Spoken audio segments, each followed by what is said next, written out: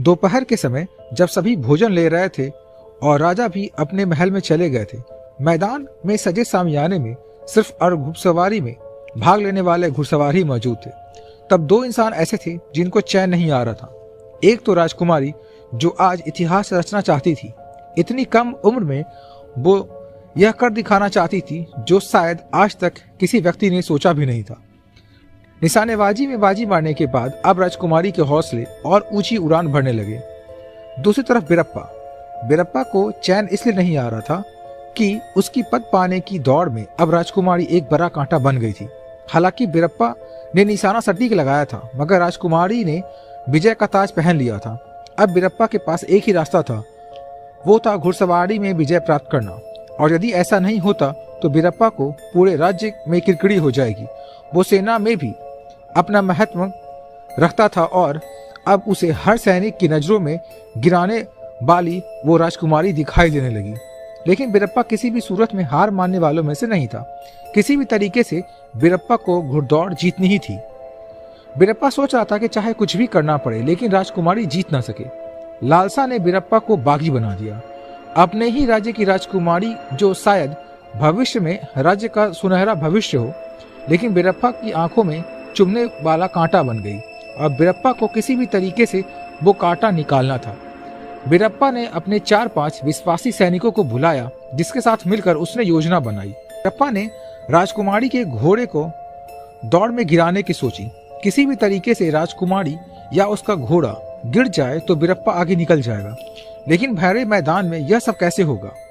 योजना को किस तरह से सफल किया जाए? बिरप्पा और उसके साथी सैनिक सोचने लगे। समय उनके पास बहुत कम था। मानसिक मानसिकता से बेखबर राजकुमारी अपने घोड़े को सहला रही थी। राजकुमारी की बस एक ही चाहत थी कि उसके पिताजी की आंखों में सदैव उसके प्रति स्नेह और गर्व से भरा रहे। इसके लिए राजकुमारी को कुशल योद्धा बनना था। एक कुशल योद्धा को हथियार चलाने के साथ साथ घुड़सवारी भी आनी बहुत जरूरी है। हालांकि राजकुमारी को अच्छी घुड़सवारी आती थी, लेकिन शायद बिरप्पा के अनुभव के आगे वह कमजोर थी। लेकिन इन सब बातों से बेखबर राजकुमारी बस अपने आप में खुश थी और निश्चिंत होकर घुड़दौड़ का इंतजार कर रही थी। आखिर बिरप्पा ने अपने एक सैनिक जिसको घुड़सवारी आती थी उसको समझाया कि तुम अपने घोड़े के साथ मैदान में उतर जाना और राजकुमारी के ठीक पास ही अपना घोड़ा रखना। जब दौड़ शुरू हो तो तुम्हें अपने घोड़े से राजकुमारी के घोड़े को टक्कर मारनी है। ध्यान रहे राजकुमारी तुमसे आगे ना निकल पाए और किसी भी तरीके से राजकुमारी के घोड़े को गिराना है। सैनिक ने कहा, हुजूर आपने जैसा कहा ठीक वैसा ही होगा, आप निश्चिंत रहिए, दौड़ आप ही जीतेंगे। राजकुमारी का घोड़ा बीच मैदान में गिर जाएगा। तय योजना के अनुरूप मैदान में शाम के समय घोड़े और सवार सजकर दौड़ के लिए तैयार थे। बिरप्पा का सैनिक राजकुमारी के ठीक पास ही खड़ा था। उसकी विजय तो बस राजकुमारी को गिराने में थी। राजा के आदेशानुसार दौड़ शुरू हुई। अभी कोई 20 योजन ही घोड़े दौड़े होंगे कि अचानक उस सैनिक ने अपनी योजना कामयाब कर दी। दौड़ते हुए घोड़े को राजकुमारी के घोड़े से टक्कर मारी और घोड़े के साथ राजकुमारी भी धराम के मुंह से केवल मैदान में गिर गई। सारे घुड़सवार आगे निकल गए और सबसे आगे बिरप्पा था। किसी को शक ना हो इसके लिए वो सैनिक भी वहीं गिरा रहा और चोट लगने का बहाना बना दिया। इस तरह रोने लगा जैसे कि उसको सचमुच में बहुत दर्द हो रहा है। उधर राजकुमारी को गिरता देख रानी खड़ी हो गई, लेकिन राजा के इशारे से वो वहीं रुकी रही और वापस बैठ गई। चक्रधर सैनिकों की सहायता से राजकुमारी को शिविर में लाए और देखा कि कहीं चोट तो नहीं लगी, लेकिन राजकुमारी को तो गहरी चोट लगी थी। उसका कोई इलाज नहीं था। वैद्य जी आए और देखा कि कहीं ज्यादा चोट तो नहीं। राजकुमारी को तो हृदय पर चोट पहुंची थी। चक्रधर उस सैनिक को पेश करो। सैनिक को लाया गया जो दर्द का झूठा बहाना बना रहा था। चक्रधर, यह क्या किया तुमने मूर्ख? अगर घुड़सवारी नहीं आती थी तो मैदान में उतरे ही क्यों? सैनिक, क्षमा करें सेनापति महोदय, मैं लक्ष्य की तरफ तेजी से बढ़ने के चक्कर में राजकुमारी से टकरा गया। चक्रधर, तुम्हें पता भी है कितना बड़ा अन्याय किया है तुमने? सैनिक, हुजूर सजा का हकदार हूँ, लेकिन मैंने जानबूझकर ऐसा नहीं किया। राजा, कोई बात नहीं सेनापति जी, आप इतने क्रोधित ना हो। अक्सर ऐसी दुर्घटना घटित हो जाती है, इसमें इस सैनिक की कोई गलती नहीं।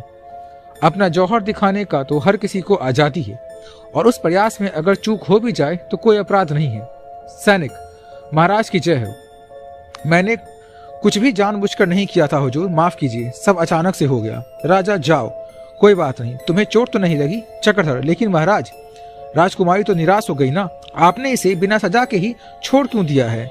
राजा, सेनापति जी, इसमें उसका कोई दोष नहीं, ऐसा हो जाता है कभी कभी। अब मगर उसको सजा भी देंगे तो क्या राजकुमारी वो दौड़ जीत पाएगी? और वैसे भी हमें राजकुमारी पर आज फक्र है। आज ऐसा प्रतीत हो रहा है कि हमारे राज्य का भविष्य उत्तम होगा। राजकुमारी, आपको कुछ हुआ तो नहीं?